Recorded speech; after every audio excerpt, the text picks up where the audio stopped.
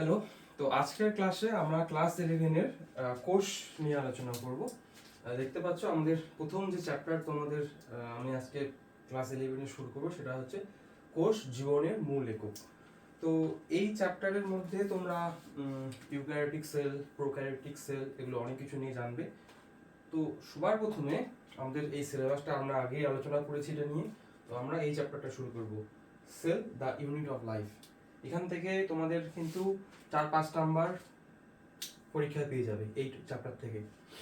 তো তার মধ্যে আজকে আমরা এই যে সেল থিওরি, বেসিক স্ট্রাকচার ও প্রোক্যারিওট, আমরা ব্যাকটেরিয়াল সেল সম্বন্ধে জানবো। তো চলো আমরা ক্লাসটা শুরু করি। এবার জীবন বিজ্ঞানের যে শাখা আমরা কোষ নিয়ে আলোচনা করি তাকে আমরা বলি সাইটোলজি, এবং কিভাবে কোষ ডিসকভার হয়েছে সেটা গল্পটা আমরা পড়বো। এখানে একজন সায়েন্টিস্টকে দেখতে পাচ্ছ তোমরা, এর নাম হচ্ছে রবার্ট হুক, এনার নাম। তো উনি প্রথম আমাদের কোষ আবিষ্কার করেন, এবং তিনি যেই কোষটা আবিষ্কার করেন সেটা কিন্তু মৃত কোষ ছিল।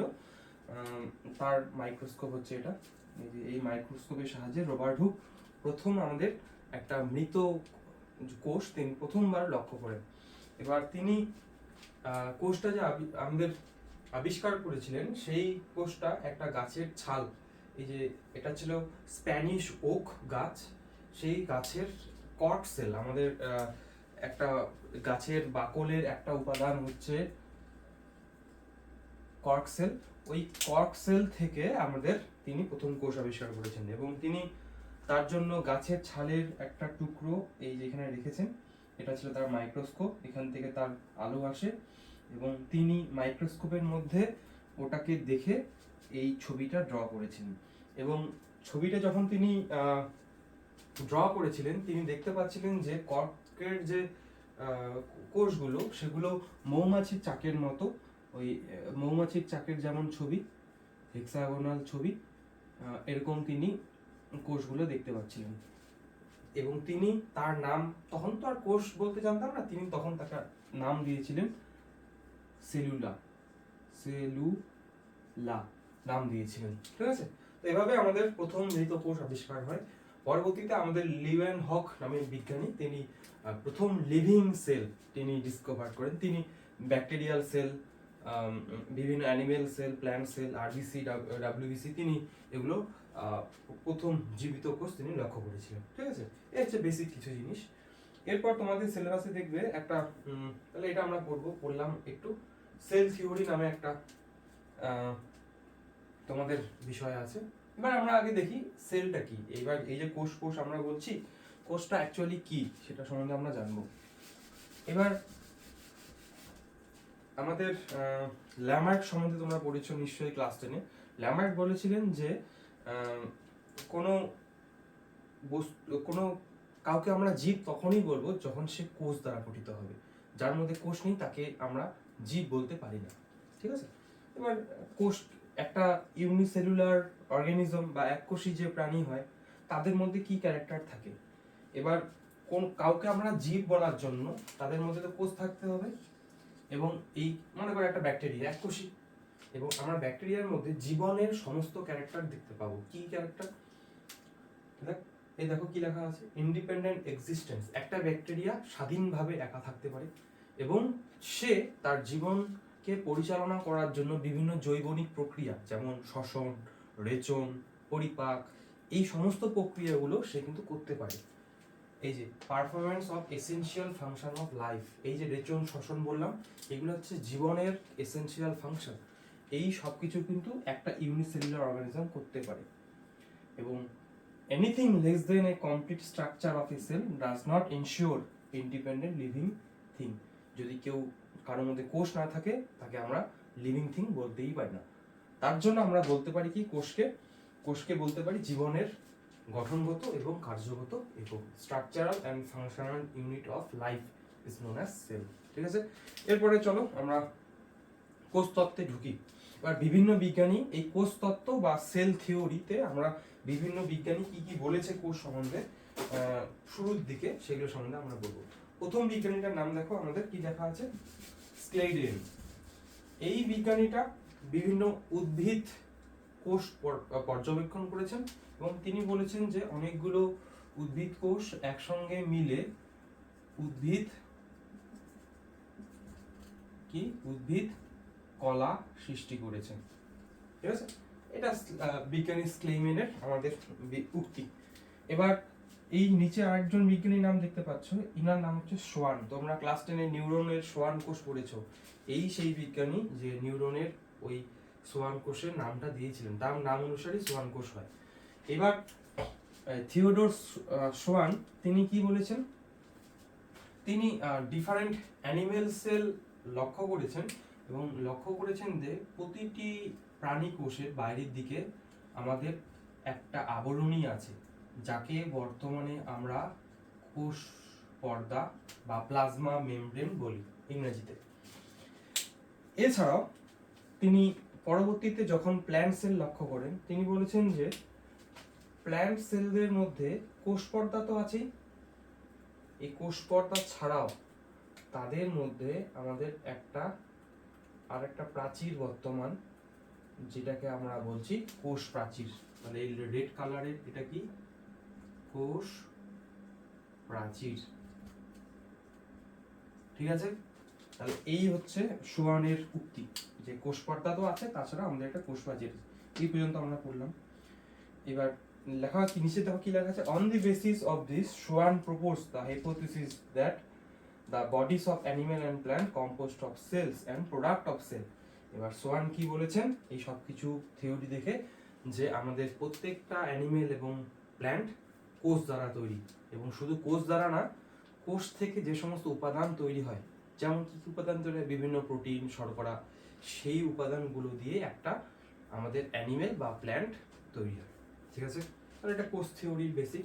তাহলে এই দুইজন বিজ্ঞানী হচ্ছে আমাদের কোষ থিওরি বা সেল তত্ত্ব, সেটা হচ্ছে আমাদের কি প্রণয়ন করেন, স্লেডেন আর সোয়ান।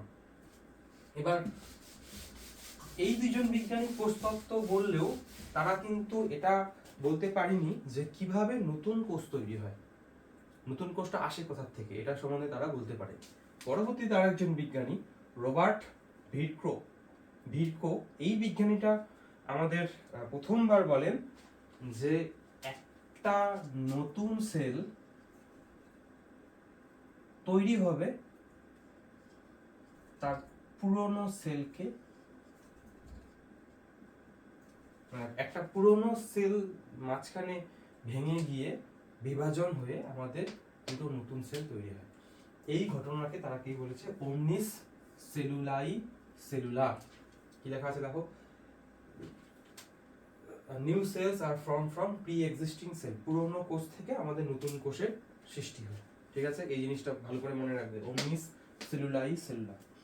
এরপরে তিনি এই যে কোষ তত্ত্বটাকে তিনি একটু মডিফাই করেছেন, এবং বর্তমানে আমরা এই যে বিজ্ঞানীটার নাম রবার্ট ভিটকো, বর্তমানে আমরা এই মডিফাইড সেল থিওরিটা দুটো পয়েন্ট মনে রাখবে, তাহলেই হবে।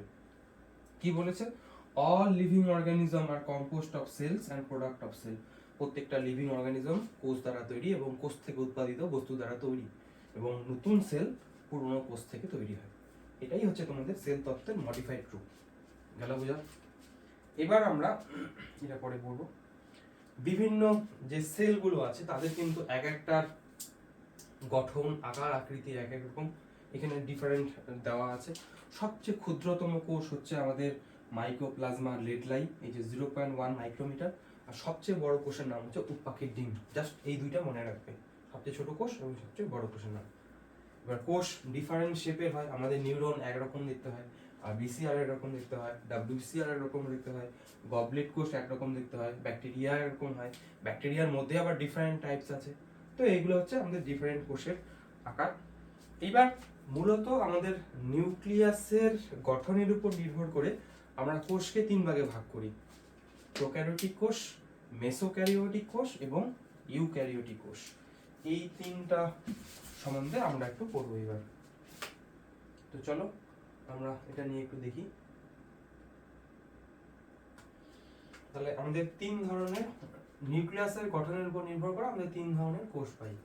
একটা হচ্ছে কি বললাম, একটা হচ্ছে প্রোক্যারিওটিক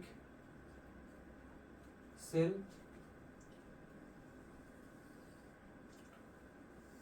একটা হচ্ছে মেসো ক্যারিওটিক সেল, আর একটা হচ্ছে আমাদের ইউক্যারিওটিক সেল, UKARYOTIC সেল। এই 3 ধরনের কোষ আমরা পাই। এবার বেসিক কতগুলো ডিফারেন্স সেগুলো জেনে নাও। আমাদের প্রোক্যারিওটিক সেলের মধ্যে একটু আমরা বিষয়গুলো রেখে রাখি, তাহলে ঝামেলা হবে না। সবার প্রথমে রাইবোজোম, বইয়ের মধ্যে অনেকগুলো পাবে, আমি শুধু কয়েকটা দেখিয়ে দিচ্ছি। এখানে 70S রাইবোজোম হয়, এখানে 80S রাইবোজোম হয়, এখানেও 80S রাইবোজোম হয়। ইউনিটগুলো তোমরা নিশ্চয়ই ক্লাস 9-এ রাইবোজোম সম্বন্ধে পড়েছো, আমি ডিটেলসে গেলাম না, পরে পড়বো আমরা ডিটেলসে। নেক্সট আমাদের ক্রোমোজোম,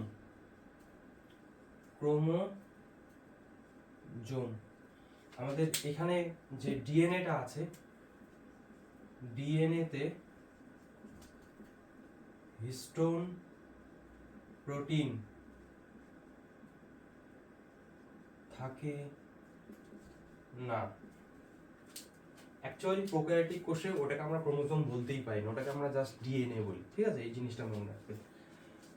মেসোক্যারিওটিক কোষে আমাদের ডিএনএ এর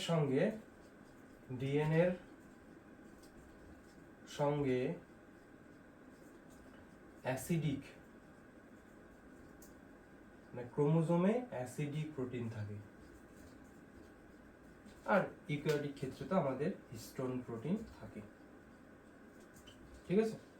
এবার এছাড়া আরো কিছু ডিফারেন্স আছে, যেমন তোমরা নাম শুনেছো সেন্ট্রোজোম নামে একটা অঙ্গাণু। সেন্ট্রোজোম এখানে থাকে না, এখানেও থাকে না, কিন্তু এখানে থাকে। তবে হ্যাঁ, আমাদের যে প্ল্যান্ট সেলে কিন্তু সেন্ট্রোজোম থাকে না, ঠিক আছে? নেক্সট কোষ অঙ্গাণু, পর্দা ঘেরা কোষ অঙ্গাণু প্রোক্যারিওটিক কোষে থাকে না, মেসোক্যারিওটিক কোষেও থাকে না, বাট ইউক্যারিওটিক কোষে পর্দা ঘেরা কোষ অঙ্গাণু থাকে।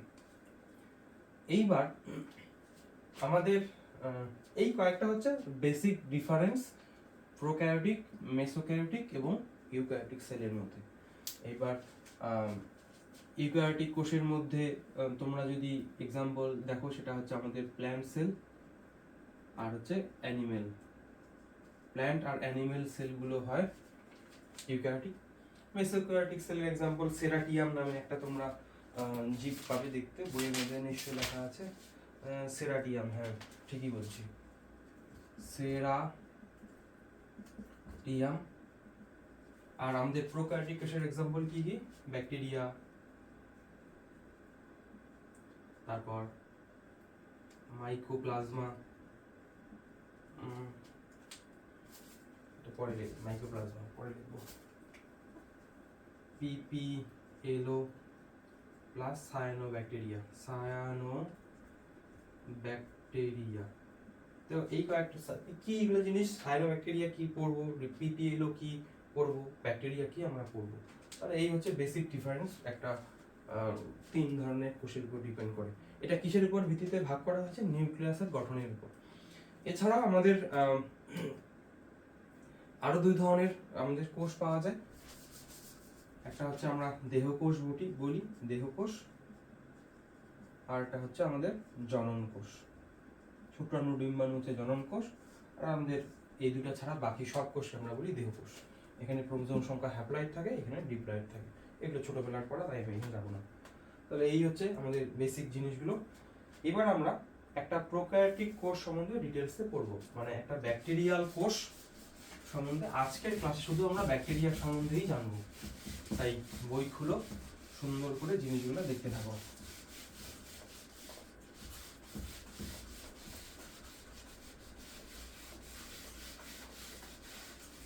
একটা ব্যাকটেরিয়া কোষের মধ্যে সবার প্রথমে থাকে আবরক। তো এই হচ্ছে একটা ব্যাকটেরিয়া কোষের ছবি। এবার ব্যাকটেরিয়া কোষের মধ্যে তোমরা এই সমস্ত উপাদানগুলো পাবে। তার আগে আমরা এতক্ষণ যে প্রোক্যারিওটিক জীবকে, এটা একটা দেখে নিই, এই ছবিটা পাবে। আমাদের জীবকে দুটো ভাগে ভাগ করি, অকোষীয় জীব আর হচ্ছে কি কোষীয় জীব। অ্যাকচুয়ালি এই অকোষীয় জীবকে আমরা জীব বলতে পারি না, এটাকে আমরা জীব বলাটা ভুল, ঠিক আছে। তারপর এখানে ছকের মধ্যে যেহেতু দেওয়া আছে, এটা মনে রেখে এটা করবে যে আমরা জীব বলতে পারি না অ্যাকচুয়ালি। কোষীয় জীবের মধ্যে আমরা এই সব কিছু পড়লাম, ব্যাকটেরিয়া, পিপিএলম, নীলা, সবুজ শৈবাল, উদ্ভিদ কোষ, প্রাণী কোষ। কিন্তু আমরা এই যে অকোষীয় জীব, যাকে আমরা প্রোবায়োটা বলছি, প্রো মানে হচ্ছে প্রোটো মানে হচ্ছে আগে, বায়োটা মানে হচ্ছে জীব গঠনের আগের এরা। যেমন ক্যাপসিড যুক্ত, ক্যাপসিড বিহীন। ক্যাপসিড কি জিনিস জানেন না? ক্যাপসিড হচ্ছে একটা আবরণীর নাম, এই একটা আবরণী, এই আবরণীটাকে আমরা বলছি ক্যাপসিড। তাহলে যদি এরকম কোনো আবরণী থাকে তাকে আমরা বলবো ক্যাপসিড। ক্যাপসিড যুক্ত আমাদের অকোষীয় একটা জীবের নাম কি? ভাইরাস। তার ভিতরে ডিএনএ থাকতে পারে এরকম, অথবা তার ভিতর আরএনএ থাকতে পারে, যে কোনো একটা থাকবে। এইচআইভি একটা ভাইরাস, তার মধ্যে আরএনএ থাকে। টোবাকো মোজাইক ভাইরাস, তার মধ্যে আরএনএ থাকে। কিন্তু যদি তুমি T2 ব্যাকটেরিওফাজ নামে একটা ভাইরাস ধরো, তার মধ্যে কিন্তু ডিএনএ থাকে। ডিপেন্ড করছে। তাহলে যাদের মধ্যে, এদের মধ্যে কি আছে? তাহলে ক্যাপসিড আছে। ক্যাপসিডগুলো প্রোটিন দিয়ে তৈরি। ক্যাপসিড বিহীনের মধ্যে কি বলবে? ভাইরয়েড। ভাইরয়েড কিছুই না, জাস্ট আরএনএ। এই আরএনএটাই আমরা বলবো ভাইরয়েড, রোগ সৃষ্টি করতে পারে, পরবর্তীতে বলবো। আর প্রায়ন্স হচ্ছে কিছু আমাদের যখন প্রোটিন তৈরি হয়, প্রোটিন তৈরির প্রক্রিয়ায় কিছু একটা প্রক্রিয়ার নাম হচ্ছে ফোল্ডিং বলে ওটাকে, যেখানে প্রোটিনগুলো বিভিন্নভাবে ফোল্ড হয়ে অ্যাক্টিভেটেড প্রোটিন তৈরি করে। যদি এই প্রোটিন ফোল্ডিং প্রক্রিয়ায় বিভিন্ন সমস্যা দেখা গেলে আমাদের প্রায়ন্সের সৃষ্টি হয়। এই প্রায়ন্সগুলো আমাদের বিভিন্ন রোগ সৃষ্টি করতে পারে, যেমন কুরু নামে একটা রোগ আছে, প্রায়ন ঘটিত রোগ। প্রায়ন্সগুলো কেবলমাত্র মিসফোল্ডেড প্রোটিন দিয়ে তৈরি, অন্য কিছু থাকে না তাদের মধ্যে। গেল? তাহলে এই ছকটা তোমাদের আমি বলে দিলাম বইয়ের মধ্যে থাকা। এবার একটা জিনিস বলে দিই, এই যে প্রোক্যারিওটিক কোষগুলো কেবলমাত্র অ্যামাইটোসিস প্রক্রিয়ায় বিভাজন করে, মেসোক্যারিওটিক কোষগুলো অ্যামাইটোসিস প্রক্রিয়ায় বিভাজন করে, বাট ইউক্যারিওটিক কোষগুলো আমাদের মাইটোসিস এবং মিওসিস প্রক্রিয়ায় বিভাজন করে। তো এই জিনিসটা মনে রাখবে। এবার এই যে ব্যাকটেরিয়া যে আমাদের পড়বো প্রোক্যারিওটিক কোষের একটা এক্সাম্পল রূপে, ব্যাকটেরিয়া কিন্তু ডিফারেন্ট টাইপের হয়। দেখো কি ব্যাকটেরিয়াগুলো গোল, ব্যাসিলিগুলো দণ্ডাকার হয়, স্পাইরাল ব্যাকটেরিয়াগুলো মানে স্পাইরালা ব্যাকটেরিয়াগুলো কি হয়? একটু পেঁচিয়ে পেঁচিয়ে থাকে। আর আমাদের ভিব্রিও, এই ব্যাকটেরিয়াগুলো কমা শেপের হয়। ভিব্রিও কলেরি নিশ্চয়ই নাম শুনেছো, এগুলো হচ্ছে কলেরা সৃষ্টি করে, এগুলো কমা শেপের হয়। তো ডিফারেন্ট। তোমরা ব্যাসিলাস মাইকয়েডিস নিশ্চয়ই শুনেছো, মাইক্রোকক্কাস নিশ্চয়ই ব্যাকটেরিয়ার নাম শুনেছো, স্পাইরুলাম ব্যাকটেরিয়ার নাম শুনেছো। তো এই হচ্ছে ডিফারেন্ট শেপের ব্যাকটেরিয়া। এইবার আমরা ব্যাকটেরিয়ার গঠনের মধ্যে পড়বো, এই ছবিটা বেস করে আমরা পড়াটা পড়বো। সবার প্রথমে দেখো আমাদের ব্যাকটেরিয়ার মধ্যে কি আছে? আবরক আছে। এটা দিয়ে আমরা শুরু করি পড়াটা। এক সেকেন্ড দাঁড়াও, আমি এটাকে, তাহলে একটা ব্যাকটেরিয়ার মধ্যে সবার প্রথম যেই স্তরগুলো থাকে সেগুলো সম্বন্ধে আমরা বলবো। এক নাম্বার, ব্যাকটেরিয়া কোষের থাকে একটা কোষ পর্দা। তাহলে এইটা হচ্ছে কোষ পর্দা। তার বাইরের যে স্তরটা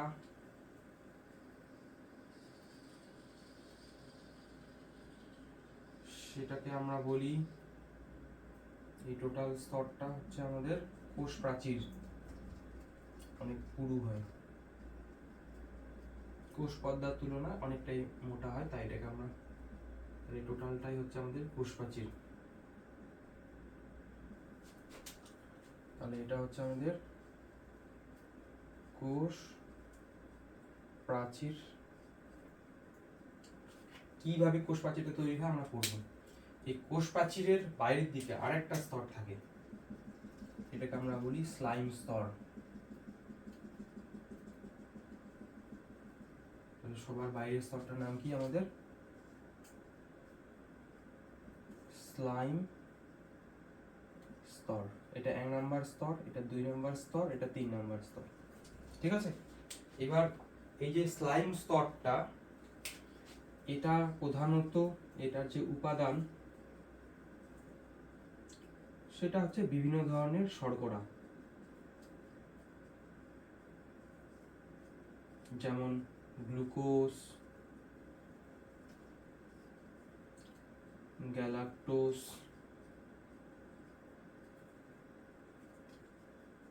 হায়ালুরোনিক অ্যাসিড, এগুলো থাকে। এছাড়া এর মধ্যে ডিফারেন্ট প্রোটিন থাকে। এটা হচ্ছে স্লাইম স্তর। এইবার আমাদের তাহলে এগুলো আমরা পড়লাম। এবার এর মধ্যে কিন্তু এই স্লাইম স্তরের মধ্যে কিন্তু আমাদের জলও থাকে, একটু ভেজা ভেজা হয় স্লাইম স্তরটা। তার প্লাস আমরা কি দেখতে পারি? জল। স্লাইম স্তরের কাজ কি? এই স্লাইম স্তরের কাজ হচ্ছে ব্যাকটেরিয়া কোষকে হাইড্রেট রাখা। 2 নাম্বার হচ্ছে আমাদের ব্যাকটেরিয়া কোষকে প্রোটেক্ট করা ডিফারেন্ট। তাহলে এর একটা কাজ হচ্ছে প্রোটেকশন। কার থেকে প্রোটেকশন দেওয়া? Different antibiotic. তোমরা যে অ্যান্টিবায়োটিক গুলো খাও, সেই অ্যান্টিবায়োটিক গুলোর থেকে ব্যাকটেরিয়া কোষকে রক্ষা করে। 2 নাম্বার, বিভিন্ন ভাইরাস আছে যারা ব্যাকটেরিয়াকে আক্রমণ করে, ওই ভাইরাসের হাত থেকেও রক্ষা করা এই স্লাইম স্তরের কাজ। ঠিক আছে? এবার স্লাইম স্তর নরম যখন থাকে তখন আমরা তাকে বলবো স্লাইম স্তর। কিন্তু কখনো কখনো এই স্লাইম স্তরের মধ্যে ক্যালসিয়াম জমে যায়। এই ক্যালসিয়াম জমে গেলে স্লাইম স্তরটাকে তখন আমরা বলবো ক্যাপসুল। ঠিক আছে? তখন একটু স্লাইম স্তর শক্ত হয়। আর নরম থাকলে স্লাইম স্তর এবং শক্ত হলে তাকে আমরা বলবো ক্যাপসুল। তাহলে আমি একটু ভিডিওটা দেখি ঠিকঠাক ভাবে হচ্ছে কিনা। হচ্ছে। তাহলে আমরা ওই পাশেরটা দেখা যাচ্ছে তো ঠিকঠাক করে? হ্যাঁ হ্যাঁ, ঠিক দেখা যাচ্ছে। তাহলে আমরা স্লাইম স্তরটা সম্বন্ধে আমরা পড়লাম। এরপরে আমাদের স্তরটা আছে কি? কোষ প্রাচীর। এবার কোষ প্রাচীর নিয়ে খুব ভালো করে আমাদের পড়তে হবে। তাহলে এটা আমি মুছে দিলাম।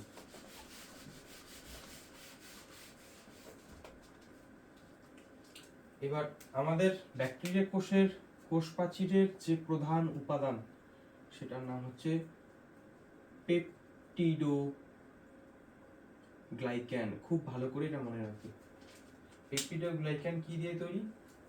এটা তৈরি হয় ইন অ্যাসিটাইল গ্লুকোজ অ্যামাইন।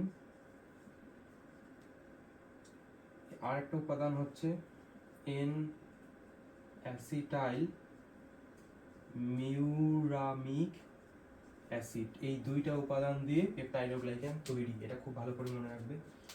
যেখানে আমাদের মিউরামিক অ্যাসিডগুলো পরস্পরের সঙ্গে টেট্রাপেপটাইড লিঙ্কেজ দ্বারা যুক্ত থাকে পরস্পরের সঙ্গে। তাহলে এই চারটা যে আঁকলাম এগুলো হচ্ছে অ্যামিনো অ্যাসিড। এটাকে বলবো কি? Tetrapeptide linkage. আর এরা এই গ্লাইকোসামিন এন অ্যাসিটাইল যে গ্লুকোমিক অ্যাসিড আছে, গ্লুকোসামাইন আছে, তার সঙ্গে গ্লাইকোসাইডিক বিটা 1,4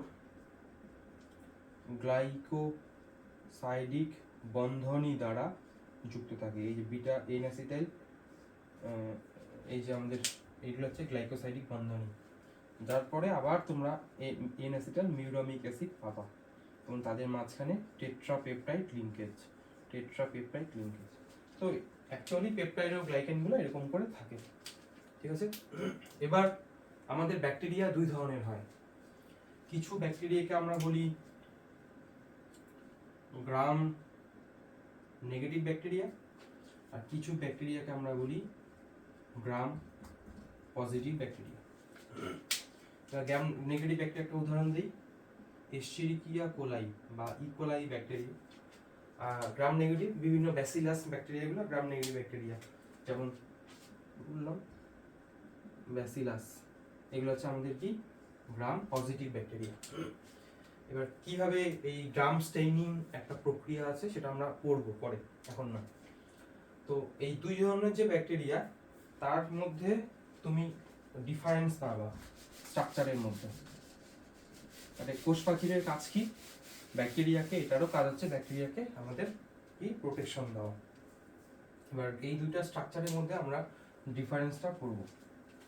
তোমরা যদি গ্রাম পজিটিভ ব্যাকটেরিয়া কোষ প্রাচীর দেখো, এটার মধ্যে একটা থাকে পেপটাইডো গ্লাইকেনের স্তর, এটা হচ্ছে পেপটিডো গ্লাইক্যান স্তরটা অনেক মোটা থাকে এবং এখানে দুটো ইম্পর্টেন্ট উপাদান পাওয়া যায় এই পেপটাইডো গ্লাইক্যান স্তরে, সেটা হচ্ছে টিকোইক অ্যাসিড, টিকোইক অ্যাসিড, এবং আরেকটা অ্যাসিডের নাম হচ্ছে উপাদানের নাম হচ্ছে টিকোরোনিক অ্যাসিড। এই দুটো কিন্তু খুব ইম্পর্টেন্ট উপাদান আমাদের গ্রাম পজিটিভ ব্যাকটেরিয়া কোষ প্রাচীরে।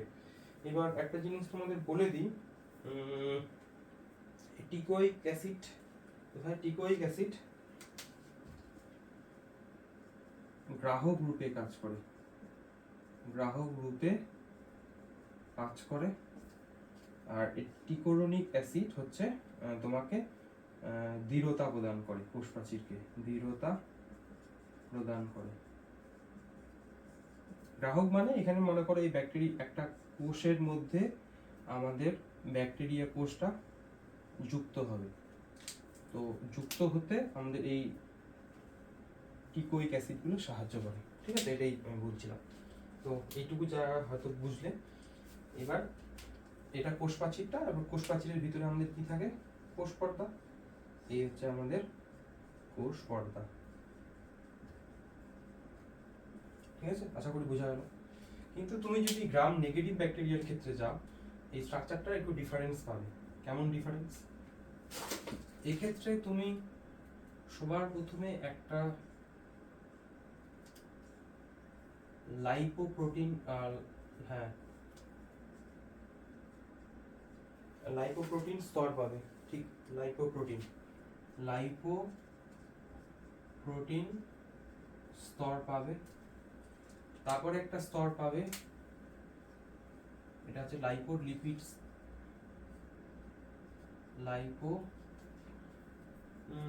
ফসফোলিপিড স্তর, লাইপোপ্রোটিন, তারপরটা হচ্ছে ফসফোলিপিড স্তর, ফসফোলিপিড স্তর। এরপরে আমরা পাবো একটা অনেক ফাঁকা স্থান পাবো, এটাকে আমরা বলি পেরিপ্লাজমিক স্তর, পেরিপ্লাজমিক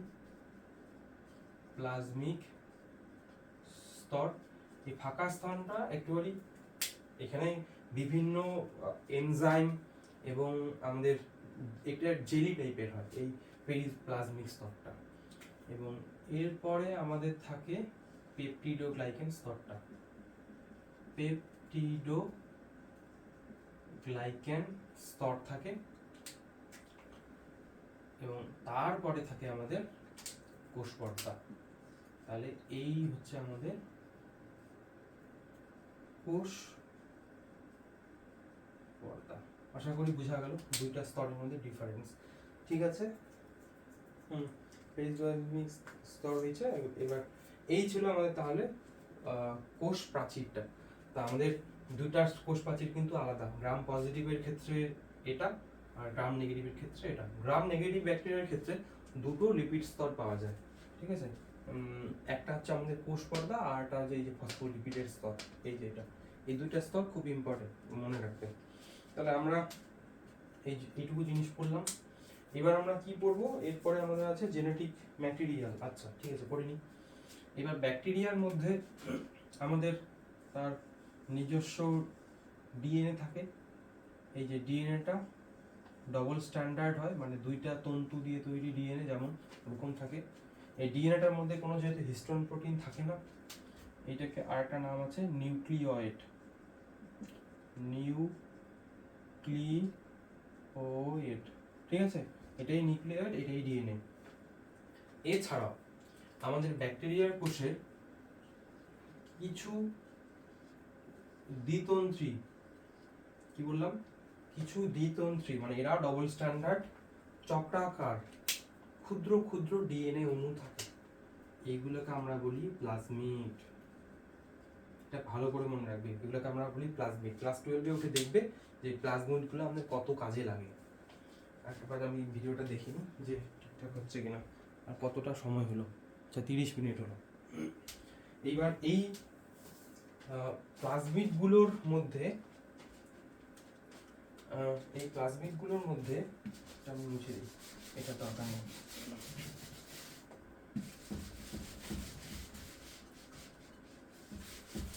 এই প্লাজমিডগুলোর মধ্যে আমাদের অ্যান্টিবায়োটিক রেজিস্ট্যান্স জিন থাকে। এই প্লাজমিডগুলোর মধ্যে এরকম করে অ্যান্টিবায়োটিক রেজিস্ট্যান্স জিন থাকে, যা কি করে ওই ব্যাকটেরিয়াটাকে পার্টিকুলার অ্যান্টিবায়োটিকের হাত থেকে রক্ষা করে। ধরে নিলাম এই অ্যান্টিবায়োটিক রেজিস্ট্যান্স জিনটার নাম হচ্ছে অ্যাম্পিসিলিন রেজিস্ট্যান্স জিন। তাহলে এই ব্যাকটেরিয়াটাকে তুমি যদি অ্যাম্পিসিলিন নামক অ্যান্টিবায়োটিক দাও, সেই ব্যাকটেরিয়াটা মারা যাবে না। কিন্তু যদি এই অ্যান্টিবায়োটিক রেজিস্ট্যান্স জিনটা না থাকতো, তাহলে ব্যাকটেরিয়াটা অ্যান্টিবায়োটিক দিলে মারা যাবে। ঠিক আছে? এইবার এই প্লাজমিডগুলোর আরেকটা নাম হচ্ছে এফ ফ্যাক্টর। তাই এগুলো কাজে লাগবে, কিন্তু এগুলো আমি বলছি জন্য ভুলে যাবে কিন্তু না, মনে রাখবে যে প্লাজমিডটার আরেকটা নাম হচ্ছে এফ ফ্যাক্টর। তাহলে যে সমস্ত ব্যাকটেরিয়ার মধ্যে এফ ফ্যাক্টর থাকে তাদেরকে আমরা বলি এ প্লাস, আর যাদের মধ্যে প্লাজমিড থাকে না তাদেরকে আমরা বলি F minus plus, F minus bacteria. ঠিক আছে? গেল। এইবার আমাদের কি করতে লাগবে, তাহলে প্লাজমিড সম্বন্ধে আমরা পড়লাম। এরপর আমরা পড়বো ব্যাকটেরিয়ার কিছু, এই ব্যাকটেরিয়ার মধ্যে কিছু উপাদান থাকে। একটা নাম হচ্ছে ফ্ল্যাজেলা। একটা ব্যাকটেরিয়ার মধ্যে একটা থেকে 4টা বা 5টা ফ্ল্যাজেলা থাকতে পারে। তাহলে এগুলোর নাম কি? ফ্ল্যাজেলা। ব্যাকটেরিয়ার গমনে সাহায্য করে। আর আমাদের এই ফ্ল্যাজেলাগুলো যে প্রোটিন দিয়ে তৈরি তার নাম হচ্ছে ফ্লাজেলিন। ফ্লাজেলিন। ঠিক আছে? এছাড়াও ব্যাকটেরিয়ার দেহে কিছু আমাদের এরকম সূক্ষ্ম সূক্ষ্ম উপাদান থাকে।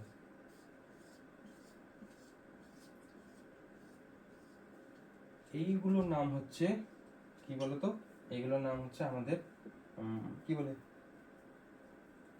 ফিমব্রি। ফিমব্রি। ঠিক আছে?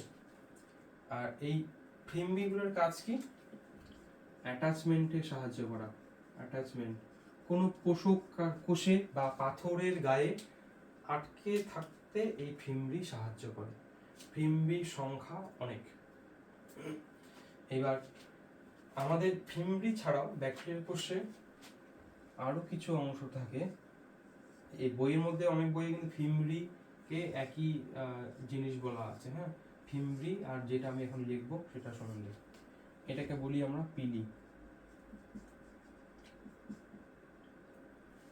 এবার ফিমব্রি আর পিলি একই রকম দেখতে এবং তারা একই প্রোটিন দ্বারা তৈরি। তারা উভয়ই একটা প্রোটিন আছে যেটার নাম হচ্ছে পিলিন। পিলিন নামক প্রোটিন দিয়ে উভয়ই গঠিত হয়। কিন্তু এই পিলির কাজ হচ্ছে জেনেটিক ম্যাটেরিয়াল ট্রান্সফারে সাহায্য করে। ব্যাকটেরিয়া একটা প্রসেসে অংশগ্রহণ করে, এটাকে বলে কনজুগেশন, যেখানে কি করে দুটো ব্যাকটেরিয়া কাছাকাছি আসে।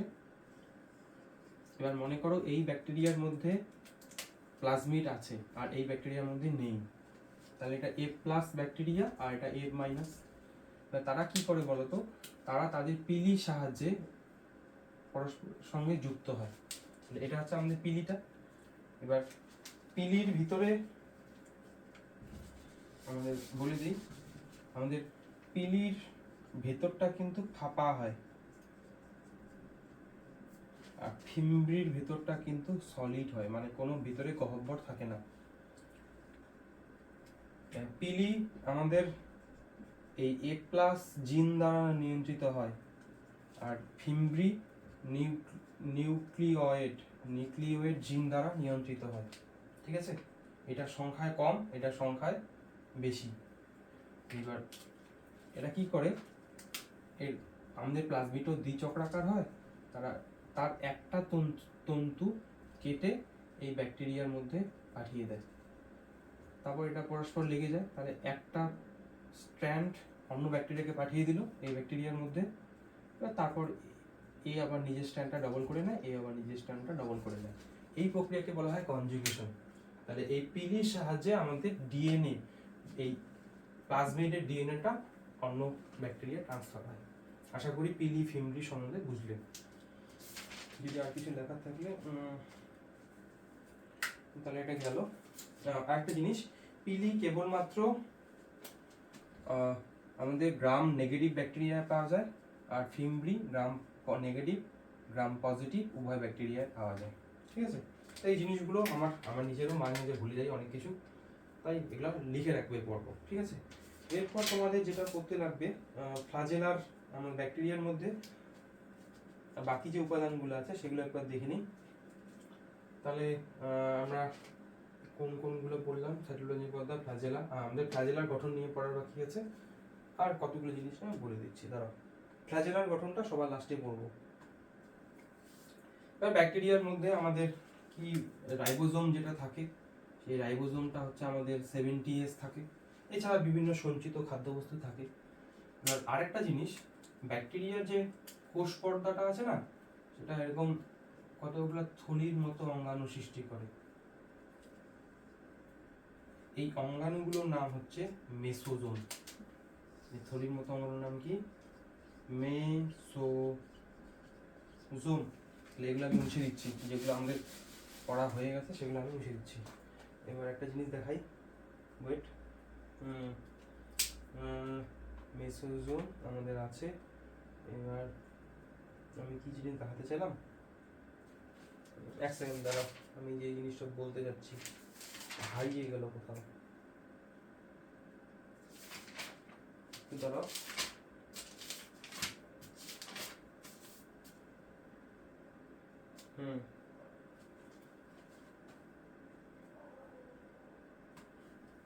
এই যে মেসোজোমের কথা বললাম, এই মেসোজোমটা কেবলমাত্র গ্রাম পজিটিভ ব্যাকটেরিয়া পাওয়া যায়, এটাই কনফিউজ হলাম। কেবলমাত্র গ্রাম পজিটিভ ব্যাকটেরিয়ায় মেসোজোম পাওয়া যায়, গ্রাম নেগেটিভে পাওয়া যায় না, এটা মনে রাখবা। আর এই যে প্লাজমিড, সেগুলো কিন্তু কেবলমাত্র গ্রাম নেগেটিভ ব্যাকটেরিয়ায় পাওয়া যায়, পজিটিভে পাওয়া যায় না প্লাজমিডটা। ঠিক আছে, এটা মনে রাখবে। এবার মেসোজোমের মধ্যে, মেসোজোমের কাজই এই কোষ বিভাজনে সাহায্য করে। যখন ব্যাকটেরিয়া অ্যামাইটোসিস প্রক্রিয়ায় বিভাজিত হয়, এই সাইটোকাইনেসিসে সাহায্য করে। এই পাশের মেসোজোমগুলো এরকম করে দুটো ব্যাকটেরিয়া কোষকে আলাদা করতে সাহায্য করে। তাহলে মেসোজোমের একটা কাজ কি, আমাদের কোষ বিভাজনে সাহায্য করা, সাইটোকাইনেসিসে। আর কাজ কি, এর মধ্যে শ্বসন উৎসেচক থাকে। আমরা গ্লাইকোলাইসিস প্রক্রিয়া, ক্রেবস চক্র, এগুলো ক্রেবস চক্র, এই যে বিভিন্ন প্রক্রিয়ার যে উৎসেচকগুলো দরকার, সেগুলো মেসোজোমে থাকে। এছাড়া মেসোজোম ডিএনএ প্রতিলিপিকরণেও সাহায্য করে। ভালো করে পড়বি মেসোজোম কেবলমাত্র গ্রাম পজিটিভ ব্যাকটেরিয়া পাওয়া যায়। এবার এই বেসিক জিনিসগুলো গেল। এবার আমরা এই যে ব্যাকটেরিয়ার যে ফ্ল্যাজেলার গঠনটা নিয়ে পড়ব। তাহলে আমরা এটা কোথায় গেল আমাদের ফ্ল্যাজেলার গঠন, এই যে ফ্ল্যাজেলা। এবার আমরা ফ্ল্যাজেলাটা নিয়ে ডিটেলসে পড়বো। আমি এগুলো এবার বাকিগুলোর আমাদের দরকার নেই, তাই আমি মুছে দিচ্ছি।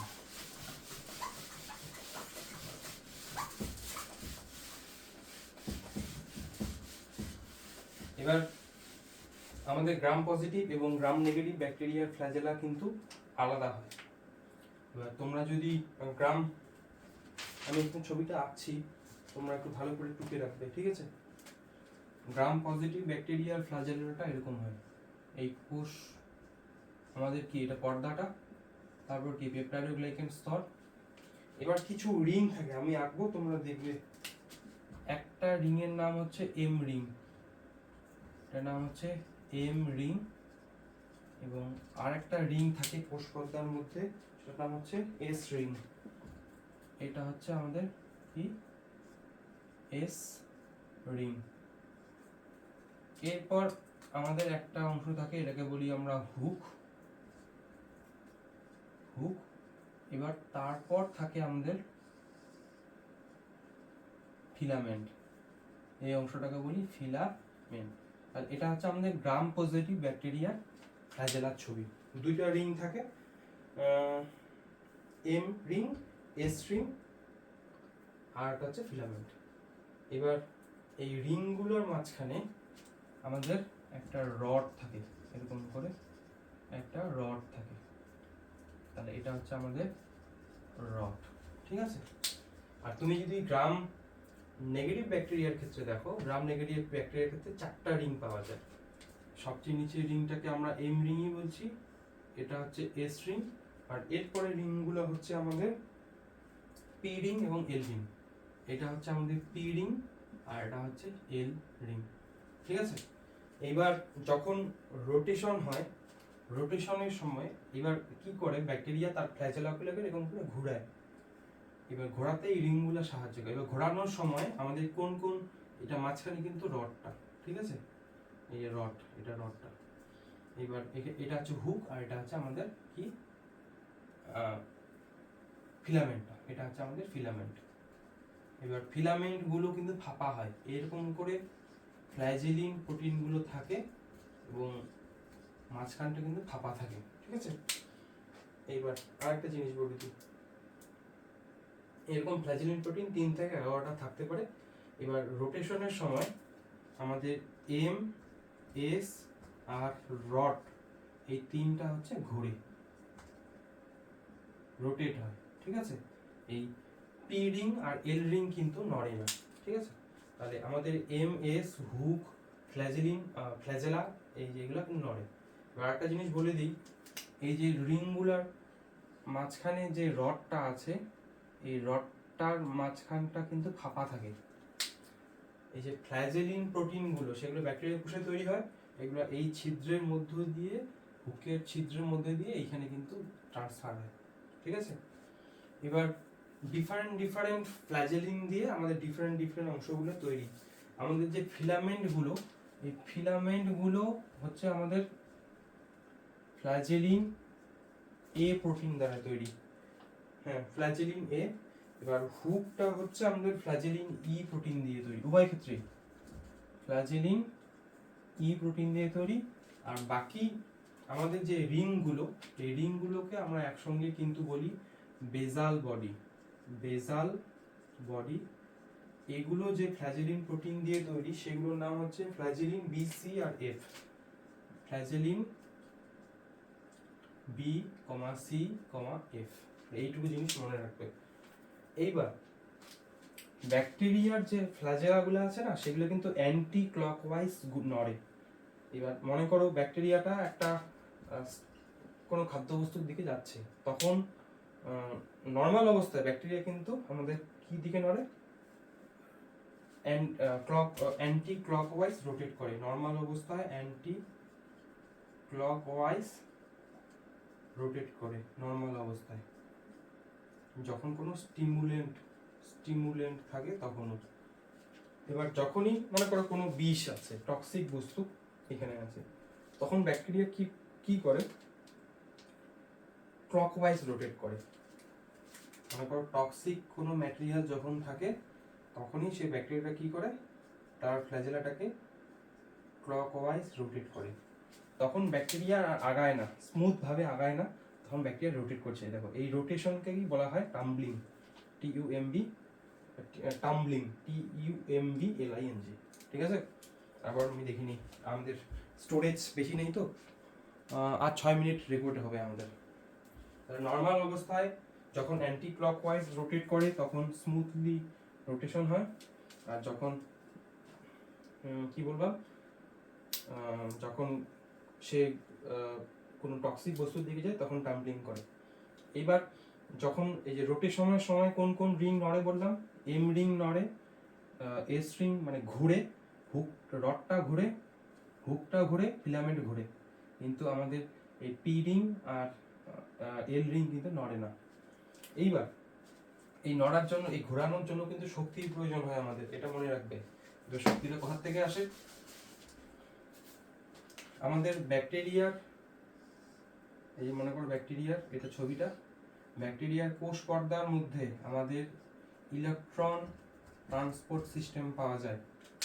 Complex 1, complex 3, complex 4, 1, 3, 4। ব্যাকটেরিয়াদের মধ্যে কমপ্লেক্স 2 পাওয়া যায় না। আর ইলেকট্রন ট্রান্সপোর্ট সিস্টেম তোমরা যদি কিছু পরে পড়বে, সেকেন্ড সেমিস্টারে পড়বে, এই ইলেকট্রন ট্রান্সপোর্ট সিস্টেমের মাধ্যমে যখন ইলেকট্রন প্রবাহিত হয়, তারা কি করে, H+ আয়ন যদি গ্রাম নেগেটিভ ব্যাকটেরিয়া হয়, তাহলে তার মধ্যে তো লিপিডের 2টা স্তর থাকে, তাহলে সে H+ আয়নগুলা এই পেরিপ্লাজমিক স্তরে পাঠাবে। কিন্তু যদি গ্রাম পজিটিভ ব্যাকটেরিয়া হয়, তারা কি করবে, H+ আয়নগুলো ব্যাকটেরিয়া কোষের বাইরে পাঠাবে। এবং আমাদের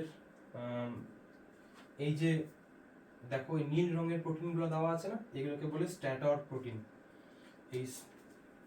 এইটা হচ্ছে স্ট্যাটর প্রোটিন, STATOR। তাহলে এখানে মনে করো আমাদের কি আছে, স্ট্যাটর প্রোটিন। এই স্ট্যাটর প্রোটিনের মধ্যে ছিদ্র থাকে, যার মধ্যে দিয়ে H+ আয়নগুলো আবার পুনরায় ফিরে আসতে পারে। আর যখনই এই H+ আয়নগুলো ভিতরের দিকে ফিরে আসে, তখনই আমাদের এই রিংগুলো ঘুরে। এই জিনিসটা মনে রাখবে। অক্সিডেটিভ ইলেকট্রন ট্রান্সপোর্টের মাধ্যমে H+ আয়নের ঘনত্ব বাইরের দিকে বাড়ে, হয় বাইরের দিকে বা পেরিপ্লাজমিক স্তরে। সেই H+ গুলো আবার স্ট্যাটর দিয়ে ভিতরে আসে, আসার সময় আমাদের এই রোটেশনটা হয়। বোঝা গেল ব্যাকটেরিয়ার ফ্ল্যাজেলা কিভাবে কাজ করে।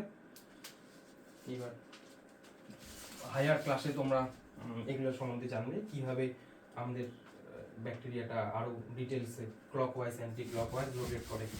যতটা দরকার আমি বলে দিলাম। তাহলে এই ছিল আমাদের প্রথম ক্লাস, আমাদের সেল নিয়ে, সেল বায়োলজির যে চ্যাপ্টারটা।